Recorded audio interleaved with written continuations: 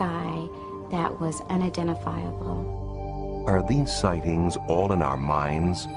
Or is there intelligent life beyond us? And are aliens closer than we think?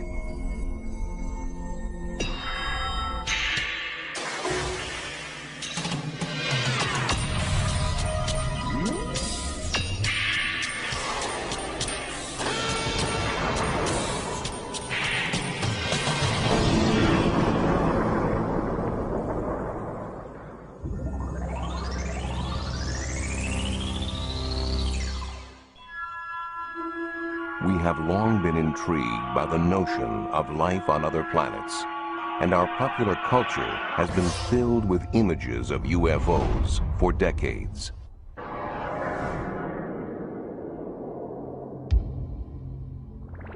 But the first widespread documented sightings of UFOs in the real world came in the closing months of World War II. The sightings we saw were, I think, were in about in the 44, in November or December then. We'd see these balls of light that would fly off the wings of our airplane. The one I saw was like a white light.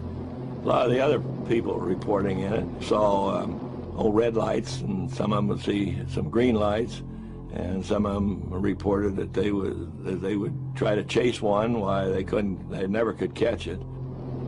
We would turn into it, and it would turn with us. And we'd turn away from it, and it would still turn with us. And I put my gun sights on, trying to get on it, but I never could. We flew the British Mosquito, which was capable of 450 knots. And we opened it up a number of times and tried to close with it, and we never came anywhere close to it. The pilots dubbed these unidentified flying objects Foo Fighters, but still don't know if they were German secret weapons, optical illusions, or something else entirely. I think the book is open on whether it was imagination, hallucination, or really extraterrestrial or German ground-controlled object, but I haven't seen anything in 50 years that changed the perception of what they were other than unidentified flying objects.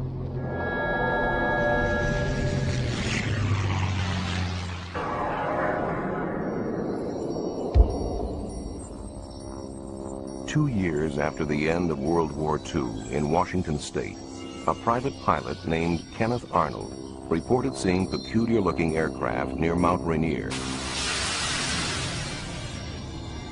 The craft appeared to wobble and flip and were flying faster than any Arnold had ever seen. Word of this sighting was spread by the press, and the term flying saucers was coined.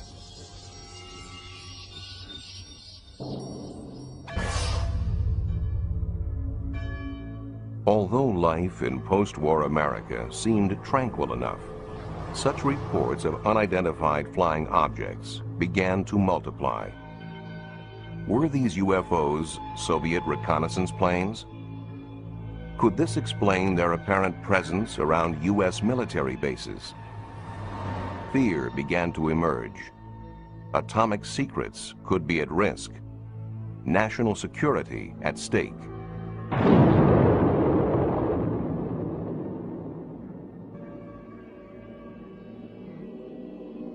Given their potential significance, UFO reports and rare films from witnesses did not go to the police or scientists. Rather, for 22 years, they were collected as part of Project Blue Book for Air Force investigation. The head of the project explained why. First of all, to try to determine if the UFO phenomena presents a threat to the security of the United States.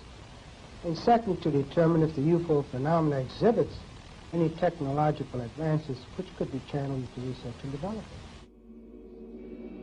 Finally, in 1969, the files were closed.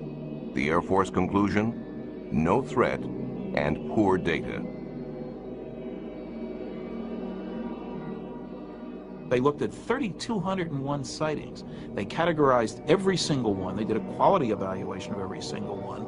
And what they found was 21% of the 3,201 cases that they examined had to be listed as unknowns, completely separate and distinct from the 10% that were listed as insufficient information.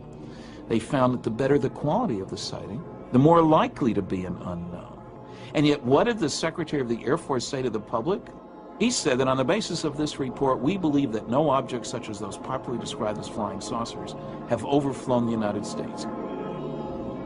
Still, many remained unconvinced by the official government findings, and their disbelief seemed to find support for a time in 1987.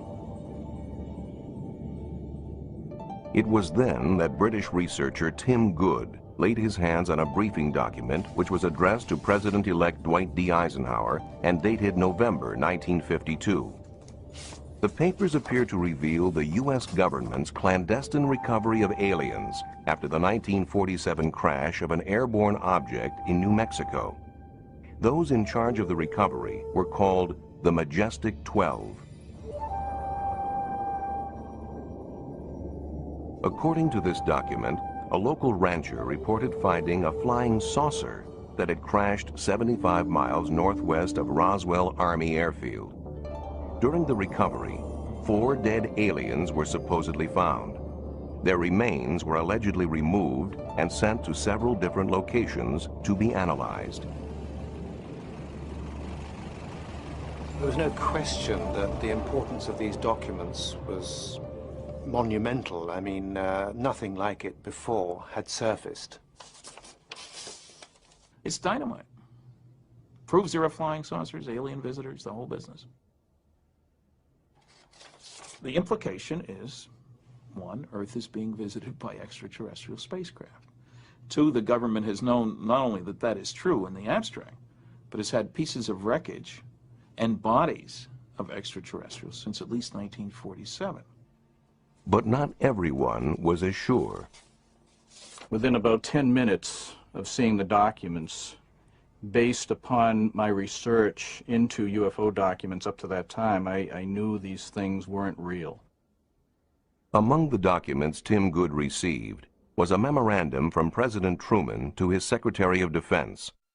Critics claim that his signature is identical to that on another document, a problem for document analysts. Now, anyone familiar with forensic document analysis knows that a person signing their name never signs it twice in the exact same way. And that suggested to us that the signature from the later genuine non-UFO document was cut out by the forger and pasted onto this false executive order to lend an air of authenticity to it.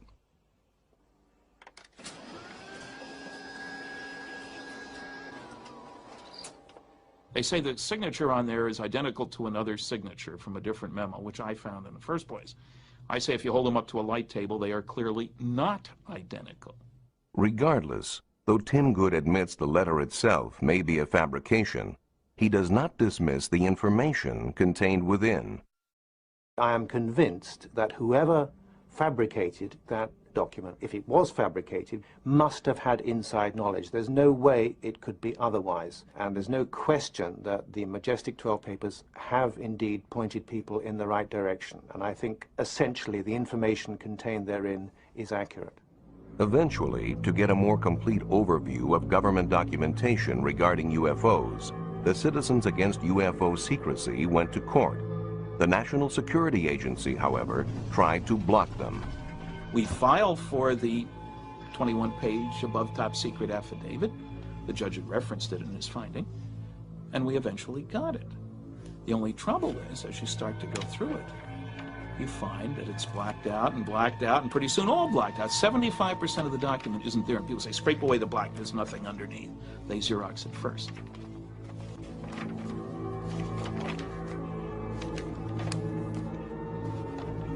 The cover-up alone is proven by the released documents.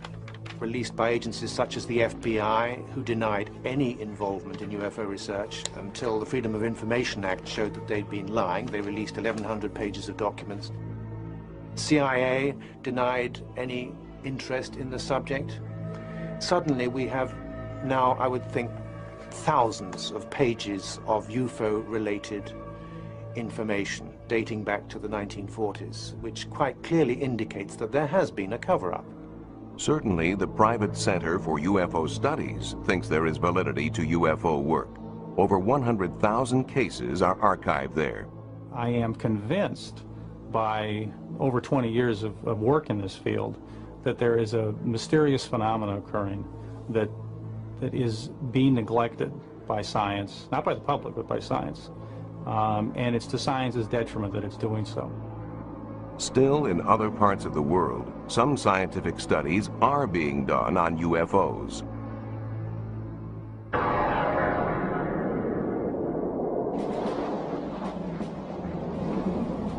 In March 1990, in the former Soviet Union, fighter planes scrambled to investigate pulsing lights northeast of Moscow.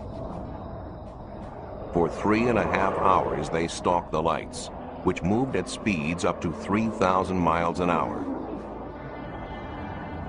No radar image appeared on the screens of ground stations, but photographs were taken, and thermal imaging produced results. For the Chief of Air Defense Forces, these secret results were proof enough of UFOs. Though journalists are asking if there are other sightings, these 1990 cases were only one supported by evidence. This is the only case for which there is real proof. Nor was it ever considered that the sighting was that of a stealth bomber. We never thought it was an American stealth aircraft. The radar characteristics are not the same. Stealth behaves like a plane in terms of speed and maneuverability. UFOs are very different. The unwritten rule: do not fire on UFOs.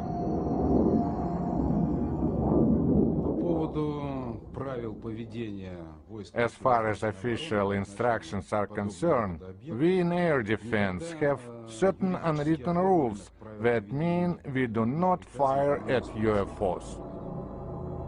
From 1977 on, an official Soviet Ministry of Defense study has collected hundreds of reports of UFOs, reportedly to gain alien technology for military use.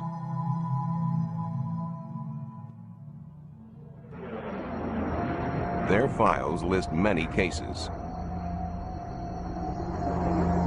In one case, a pilot reported finding a light closing in on him, at which point his aircraft went into rapid descent.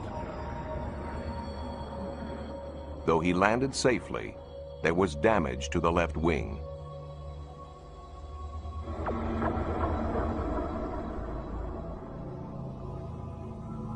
Never before seen in the West, this amateur footage purports to show a UFO over the parliament in Vilnius, capital of Lithuania.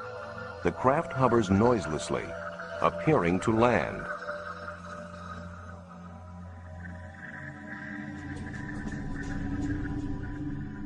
At dawn the next morning, local militia videotaped this nearby.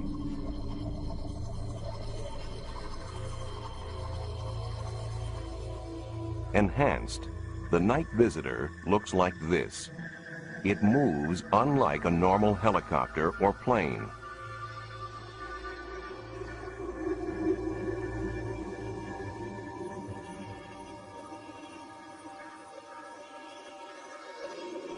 In another Soviet incident, hundreds of people thought they saw a giant UFO over the city of Petrozavodsk in northwest Russia in 1977.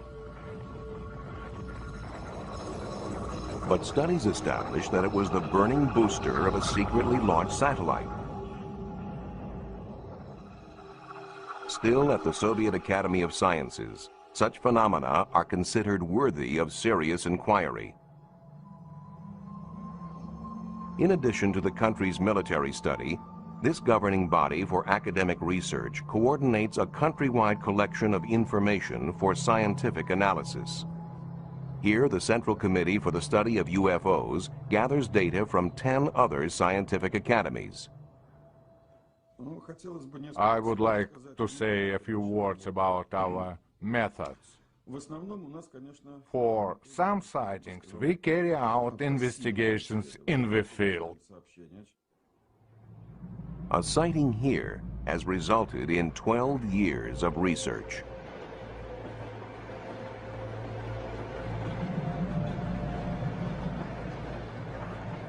Train passengers reported seeing a UFO, a metallic craft that landed nearby. Biologist Yuri Simyakov believes there have been permanent changes to the scene. We believe this could have been a landing site. This is a very interesting place because it has such strong magnetic fields.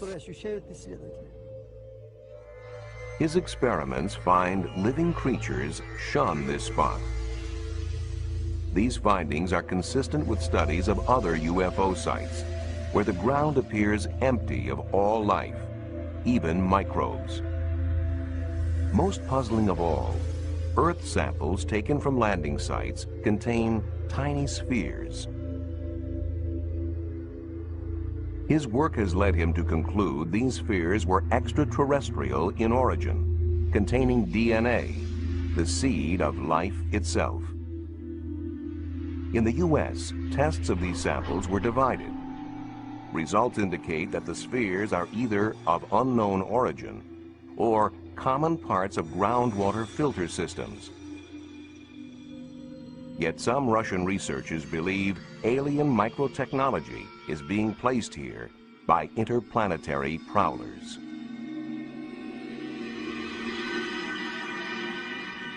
Given worldwide interest, researchers have attempted to classify reports of UFO sightings and encounters with extraterrestrials. When an unidentified flying object is seen, but nothing more, it is labeled a close encounter of the first kind. Where traces are left, it becomes the second kind. Then there are close encounters of the third kind, where people report observing aliens. In close encounters of the fourth kind, the witness actually interacts with the aliens. In November 1980, in Tudmorton, England, an experienced police officer, Alan Godfrey, was on night patrol when he saw an object he could not identify. I was on a 10-6 night duty, so I decided that I would go up to this local council estate. As I was about to turn, I saw another 500 yards up the road this object. As I got near to this object, it became apparent to me that what I was looking at wasn't something that I would normally find in the early hours of the morning in Todmorden, you know. I thought it could have been a hot air balloon that had come down, but obviously as I got nearer and nearer, I realised that this was a metallic, man-made craft. It was a nuts and bolts thing. It wasn't an hallucination, it was real. This object was 20 foot wide. It's 14 feet high. It's diamond shaped. The bottom half of it was rotating, the top half was stationary. It had a bank of dark windows, or could have been panelling. If I got out the car, picked a brick up and thrown it at it, I'd have probably found out whether the windows or not. The trees that lined the road were shaking violently. But yet, whilst I was sat in the car, I didn't feel any vibration. I didn't hear any noise, but I certainly wasn't going to get out of the car. I picked my clipboard up, put it on my knee, and proceeded to draw it. Now, as I'm drawing the object,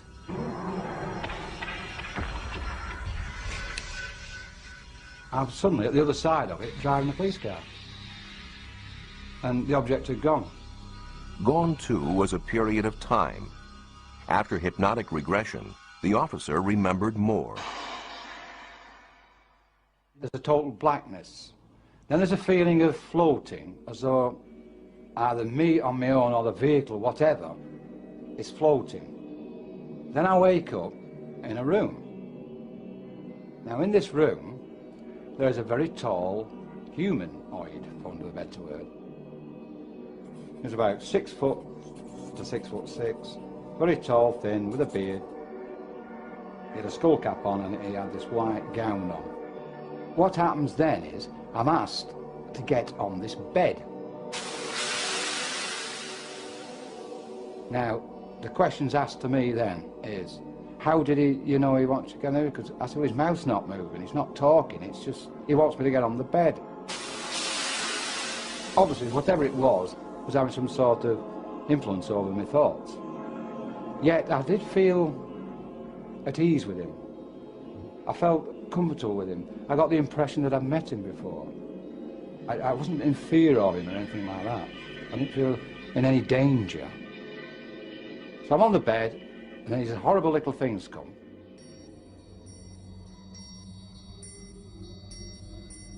They are a lamp-shaped head with black, dark eyes. That's the best way I can describe them. And there was about 7 or 8 of them.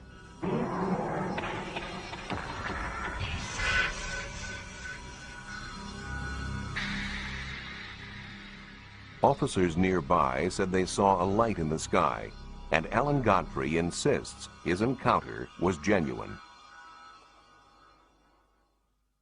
I know that night what I saw was real. It was damn real. In 1974, in Llandrithlo, Wales, residents felt severe tremors. Tremors, which some felt were not naturally caused.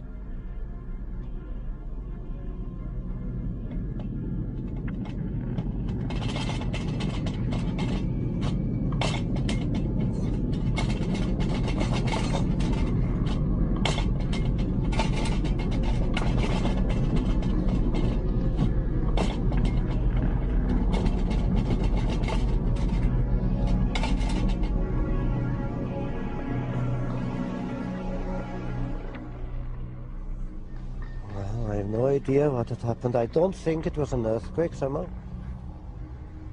You know, I still think it wasn't an earthquake. John Roberts wasn't the only one shaken that day. Hugh Edwards thought he saw a flying saucer. I saw this object come in along the mountain with the size of a bus, really. It's right in the middle, two ends. Came across the mountain towards the road there. As it went over there, it dipped, and I thought it was going to crash. It dipped out of sight into the valley. Well, I'd heard so much about flying saucers, and I thought, well, this is it. And the only sound I heard of it like a shh going through the air. I was very surprised to see it, really.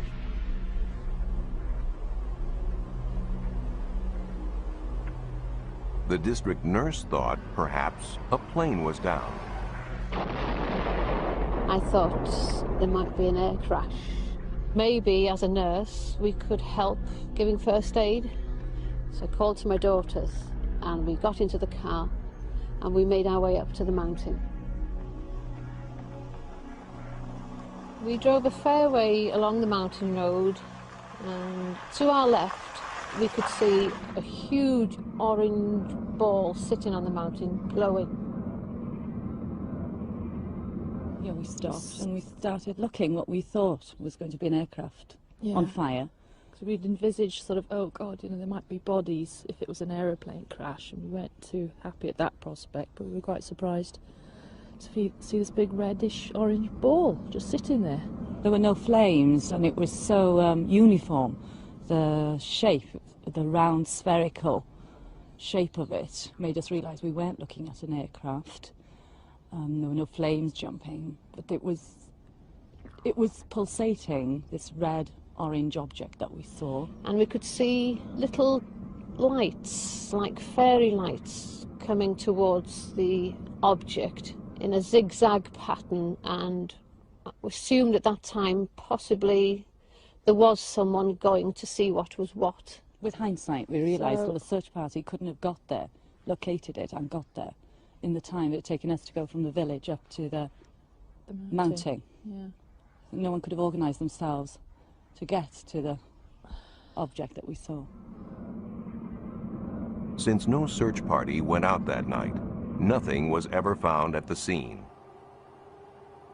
But astronomer Ron Madison has proposed that what the villagers saw that night was a meteorite or fireball, and that it coincided with an earthquake at a nearby fault. Thinking that that explosion might well have been due to an impacting piece of rock, our first reaction was to try to estimate the energy involved. And it seemed to us to be something that would correspond to an explosion of the size of about 600 tons of TNT. We got letters from as far apart as Penzance and Northern Ireland and Derby, all reporting seeing a bright light, maybe comparable with a half moon in brilliance, moving across the sky at the speed of an aircraft, but with no sound, and trailing smoke, just like you would expect something on fire to be crashing.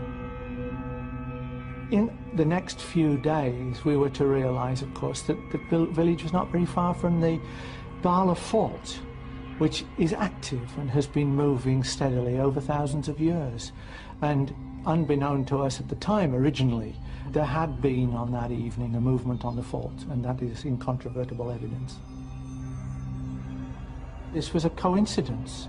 There were fireballs in the sky at the same time that there was a triggered movement along the Bala Fault.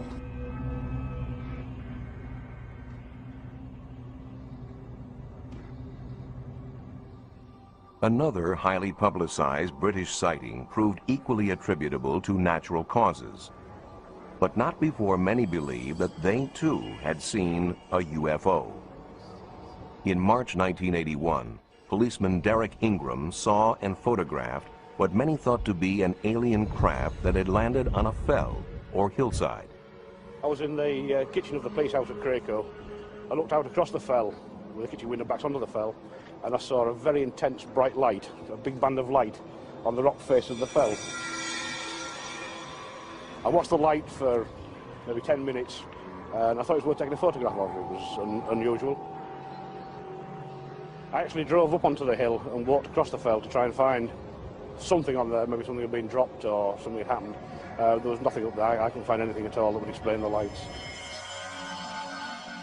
The faithful saw a finned craft with 3 lights, and as the press had a field day, researchers tried to identify the visitors. After the photographs had been taken, the negatives were given to the Yorkshire UFO Society, who spent 2 years investigating the case. They sent the negatives to Ground Source Watch in America and to a very well-known German UFO photographic analyst. Neither groups of people could come up with a satisfactory explanation, and in fact Ground Social Watch actually said snow was the best possibility for it. In 1983, the Yorkshire UFO Society went public with the case and actually claimed that it was the best evidence yet for a structured craft being sighted in the British Isles. The investigation continued, and in 1987 we'd almost given up hope of ever finding out what caused it, and I was on a weekend trip into the Dales with my wife and son and decided to stop and show them Cracoe Fell. And lo and behold, what should be staring back at me from the cliff face but the Cracoe UFO. What they found was certainly a surprise. Right, we're about 1,100 feet up a Yorkshire cliff, and this is the Cracoe UFO. It might not look like much from close up, but you can actually see the 3 balls of light on the photograph. They're created there, there and there by a complicated illusion, a mixture in fact, of white lichen, green lichen, the Yorkshire Gritstone rock, which contains quartz crystals, and the rainwater. All this, when it's illuminated at certain angles by rain or damp, it gives the illusion of 3 balls of light. Some days it can be very bright, some days it can be very dull. On the day in particular when Derek Ingram saw it, it was amazingly bright, and that's what created the feeling in him that he'd actually seen something totally unusual, even though he'd actually looked out of his window probably every day for the previous 2 years and not seen it. Though some sightings can clearly be explained by natural phenomena, UFOs continue to have a grip on the public's imagination that is not easily loosened. And there's no shortage of pranksters to capitalize on this fascination.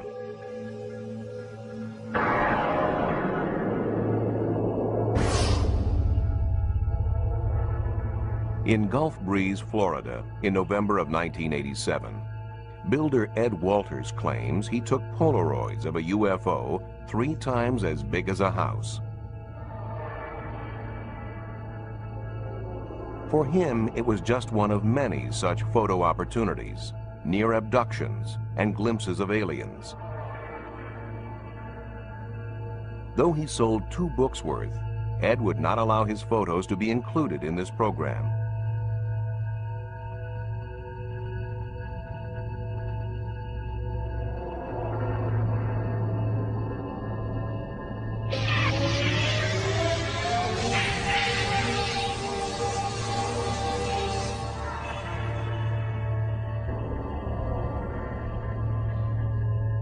Photographs such as these are not difficult to fake with a little know-how, a styrofoam model, and the right camera.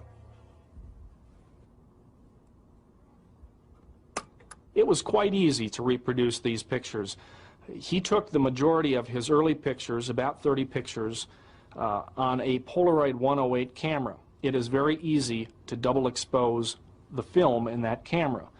If you don't pull the film out, you can press the button and expose that same piece of film again. You take a picture of the UFO model inside, you go outside, take a picture of the skyline, let the film develop. There you have your double exposure of a UFO flying in the sky.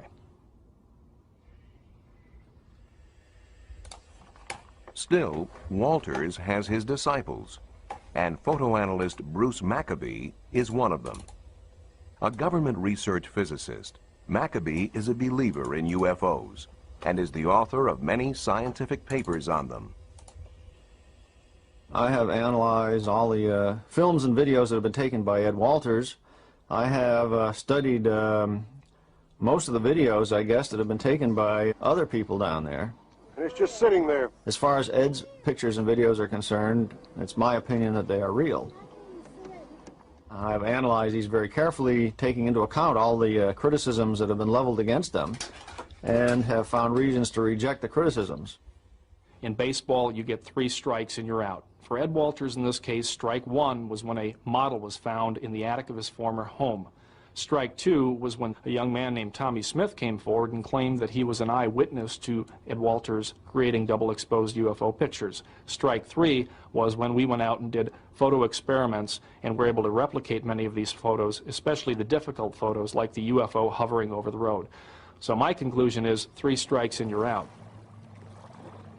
We published the first pictures of the Gulf Breeze sightings back in November of 1987, and I was trying to figure out exactly how to present them, because I tried to run everything that happened locally in Gulf Breeze. When my folks came in, and I said, "You're not going to believe what we're getting ready to run in the paper this week." And I showed them the pictures, and they said, "That's what we saw." It was primarily because of the many other people in Gulf Breeze that witnessed the UFO, both the same night that Ed first got the pictures and many times after that, that the Sentinel continued to carry the story. I have had 3 other daylight sightings and over 100 sightings at night at Shoreline Park in Gulf Breeze. I witnessed over 170 sightings.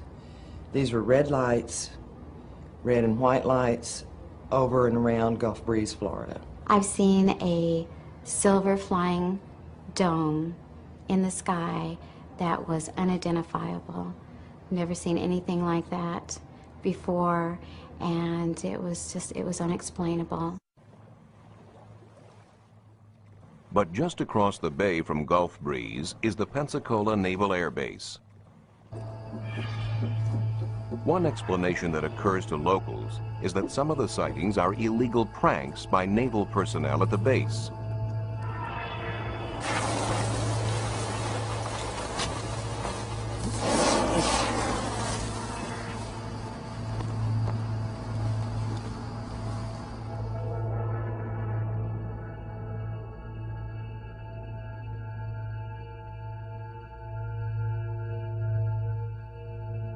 Another possibility is that actual military craft are being confused with UFOs.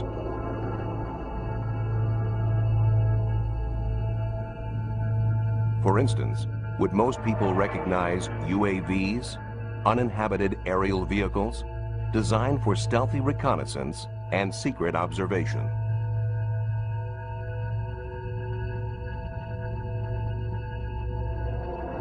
Yet despite the fact that certain sightings may be hoaxes or otherwise explained by natural or man-made phenomena, we keep on looking. Our fascination only grows as scientists uncover evidence of life on other planets. It only grows as it becomes increasingly reasonable to believe we are not alone in the universe. If signs of life on Mars prove true, extraterrestrial life in general may be even more widespread. Astronomers calculate the number of civilizations we can expect to detect in space. They use the Drake equation. Professor Frank Drake. The first factor is the rate of star formation in our galaxy. Obviously, the more stars you make, the more potential abodes of life there will be. Some fraction of those stars will have planets. That's the second factor, the fraction which have planets. We then have to take into account the number of planets in each system which are potential abodes of life. The next factor is the fraction of systems of living things which give rise to intelligence. The next factor is the fraction of systems and intelligent creatures which develop high technology, detectable technology. But how long do they last? How long are they detectable? Perhaps they're destroyed by cosmic accidents. Perhaps in an ugly way through nuclear war. More likely, we think they become undetectable because they become so sophisticated in their technology that they don't waste any energy. They don't release energy into space, and therefore there's no sign of them to detect. And so we say, well, there must be some longevity. L, the length of time typically a civilization is visible.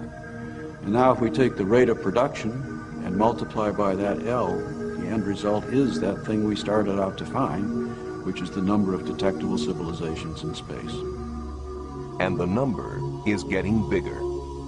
7 new planets have been discovered in the last year. One planet is almost as big as Jupiter by the 4th star nearest to the Sun, a planet orbiting star 51 in the constellation of Pegasus. The latest estimate of the number of galaxies is now 50 billion. The estimated number of detectable civilizations, 100 million. Are any of these potential civilizations attempting to communicate with us? SETI, the search for extraterrestrial intelligence, is listening. I made the first modern radio search in 1960. All over the world, large radio telescopes were being constructed because the beauty and power of radio astronomy had just been recognized. And also at that time, some very much more sensitive radio receivers were invented. The combination of these new telescopes and these new radio receivers gave us a sensitivity very much greater than we've had before. And this was a first. We had, in our abilities, crossed a very important threshold. So it made sense to search. It didn't require anything special in the activities of the extraterrestrials. If they were just like us, we could detect them. Conducting a SETI search from the Earth's surface is very challenging and very difficult. And the reason is you detect intelligent signals all the time. It's just they're all from us.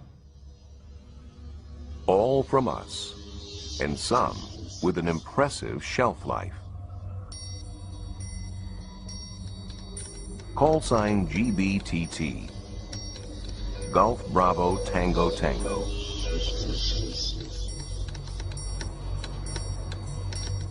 Over 30 years after it was first sent, a coded wartime signal intended for the Queen Mary, was received by its successor, the QE2. The QE2 uses the same call sign.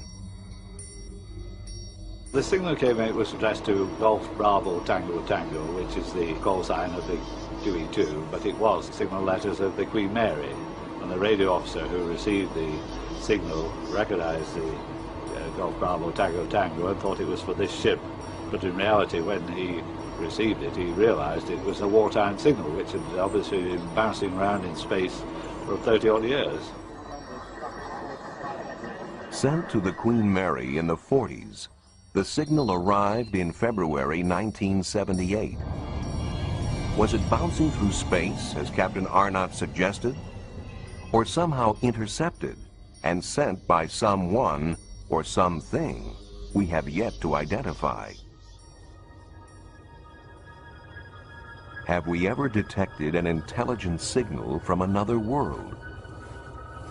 Jerry Amon may have. Straight from a fixed source near the center of the galaxy to Ohio State University's Big Ear Radio Telescope. A telescope larger than 3 football fields.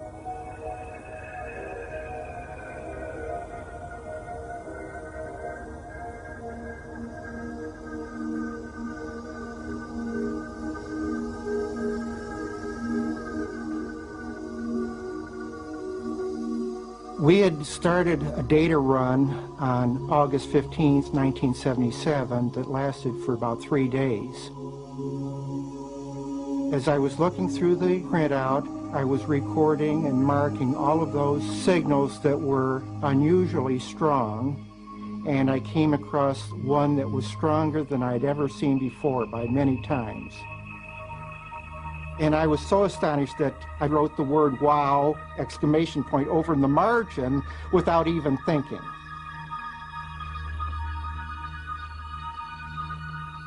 To have signals coming in only one channel indicates the possibility that this was some either unique astronomical event or that it was generated by some transmitter. We are resurveying the sky using more modern equipment, and we have passed through that same region of the sky and have not seen the WOW source again. Amon and his associates checked their equipment and their figures. Studies eliminated glitches, space probes, and terrestrial sources. We have ruled out effectively nearby spacecraft or space debris or satellites in Earth orbit, and we've certainly ruled out anything close, very close to the radio telescope, like an airplane flying through the beam of the telescope. We have not ruled out the possibility that this is actually a signal from extraterrestrial intelligence. The transmission of a signal is one thing. But are there ways to travel these vast distances of space? If you imagine this balloon is our universe, we live in 3 dimensions in the surface of the balloon. And it has been suggested that there may be what are called wormholes, that, if you like, sort of run across the balloon from one side to the other, or connecting points, which would allow us to travel from one side of the balloon via a shortcut to the other side of the balloon. Imagine that this sheet of paper is our universe and we're at point A and we want to go to point B. Normally we would have to travel through from A to B through the universe. What would be nice, of course, would be if we could find some way of bending the universe in another dimension to bring those 2 points together and then step across the gap. And that's a sort of space warp, if you like, warping the universe to bring those points closer together. As yet, the answer remains theoretical. For now, we are limited to sending craft into nearby space to gather information, capture images, and measure conditions.